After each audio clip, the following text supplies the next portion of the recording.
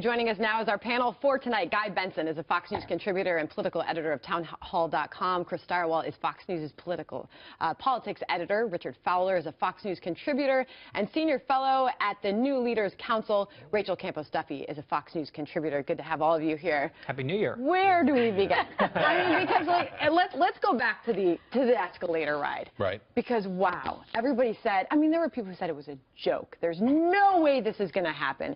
That was where it all began, Chris Stirewalt. Well, it's where it began. It's also the first episode of a dynamic that would actually lead to Trump's victory, because it's the underestimation, it's the attack, it's the rejection that hardened his support. What Donald Trump did, that we saw that panoply of candidates there, failed candidates there, what he did, what other people could not do, was he gathered intense support around him. And we said, well, it's only a third. He only has about a third.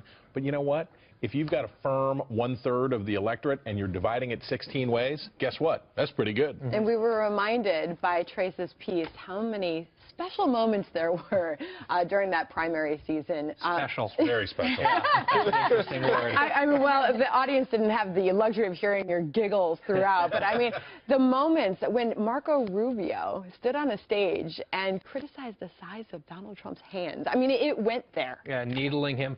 I think that when we went back and looked at that timeline, I remember Iowa feeling like this seminal event in this process, because Trump had been leading basically everywhere, including in the polls in Iowa. Right. And then he came out, lost those caucuses, and you said, okay, maybe the laws of political gravity do apply to this guy. But then he comes out and has a resounding victory in New Hampshire, goes down and has that wild debate in South Carolina where he's got booed and he's slamming the bushes, and he wins handily in South Carolina. At that point, I think he was in the driver's seat and there was no turning back. Oh, yeah. So that was the big moment for you. Richard, when did you say, I don't know, this guy might have a chance? Well, but I think Or did you ever say that? Oh, no, I thought he had a chance of being the nominee. And I think the chance sort of, the moment that the realization was when all these other Republican candidates started just falling on themselves.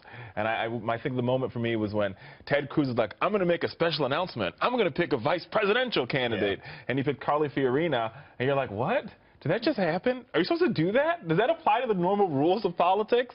And what I think Donald Trump shows us is that for the primary season, you could just sort of play it by ear and still be president of the United States. And the general, too, apparently. And there was always that conversation about dollars that were being spent, obviously. Right. Eventually, we saw so much more spent when it was Hillary Clinton versus Donald Trump, and even the other Republicans he was up against. Here, Donald Trump had the free media. I mean, he was on the TV all the time, Rachel. It was free media, but if you really look at it, I mean, what I find really heartening about the whole primary process was that, at least on the Republican side, money didn't determine who would win. I mean, he spent the least amount of money. And again, the escalator moment for me, I thought that was brilliant. It's what defined him as different. I'm not playing by the playbook of all these politicians. I thought he could win very early on. I was in rural Wisconsin. I could feel it. They liked it. They wanted somebody that didn't seem like a politician. And boy, this guy really fit the bill. You know, and Sandra, when you go back to that escalator moment, This is going to be good. Yeah, I remember watching it. I was watching it live as it happened, and he came down. There were reports that he had actually hired actors as supporters. He was kind of going on this sort of free association, circuitous, you know, stream of consciousness speech. He had this like spittle on the side of his mouth. At one point, they brought the music up. They thought he was done. He's like, no, cut the music. He went on for 20 more minutes. And I was like, okay, this is ridiculous. This is not a real campaign. But about a month later, once he had made a few comments, like the McCain comment, I prefer people who aren't captured, that kind of thing, once he was not really taking a dent in his primary polling nationally, I was like, all right, underestimating this guy at this point is a real mistake. And I think it took the other campaigns way too long to figure that out. Well, and they also, remember, the Republicans believe, when you said earlier that the laws of political gravity would apply, when we look at how Donald Trump ended up, he ended up as a pretty conventional Republican nominee. Not in style, certainly, but in his vote share, he ended up with about 40% of the vote, which is about the same that Mitt Romney and John McCain did. He ended up winning in about the same amount of time, the same number of weeks of contest that they did. We looked for reasons why it wasn't so.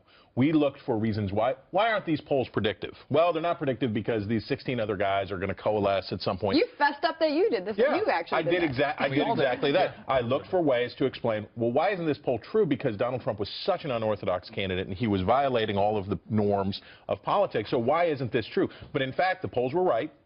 The polls were predictive, and that's exactly what happened. So you learned something, didn't you? He wasn't speaking to, I mean, he wasn't speaking to the political class. I mean, I think that's what really was so interesting. He went right over the heads and to the people. And there was somebody who wrote, I wish I could give him credit for it, but he said the media and the consultants took him literally but not seriously. Alina Zito. Alina Zito. Yes, wrote that. and the people on the ground, the people in Wisconsin and in Michigan took him seriously but not literally. And I think that really kind of sums it up for me. I mean, there's something to be said about Donald Trump's, sort of rise, and I think the media played a part in this, right? He had this little game going on between him and the media, this ping pong. We hate you, you hate us, but we're still going to talk to each other. And I think that was part of you have to call it magic behind his campaign, because the media covered him incessantly more than any of the other candidates. And you candidates. go back to the words of Ted Cruz there that Trace had in his piece. Iowa has sent notice that the Republican nominee and the next president of the United States will not be chosen by the media. Wrong, as Donald Trump said. Because look, and that's the thing, there was a lot of complaining, and I think it's a fair criticism to at least some introspection is in order for the media, but covering wall-to-wall rallies constantly for Only Donald for Trump. But But if you're entertaining, he had these then entertaining rallies. I know. So it was like this symbiotic relationship that he took advantage of. And at these rallies that the media were covering for free for him on prime time frequently, with no commercial breaks he would have the crowd turn around and boo the media. That was Right. sort of doing Yeah. him a favor. It was a fascinating dynamic. If you had the best rally, then you get the most media attention. I think it's fair.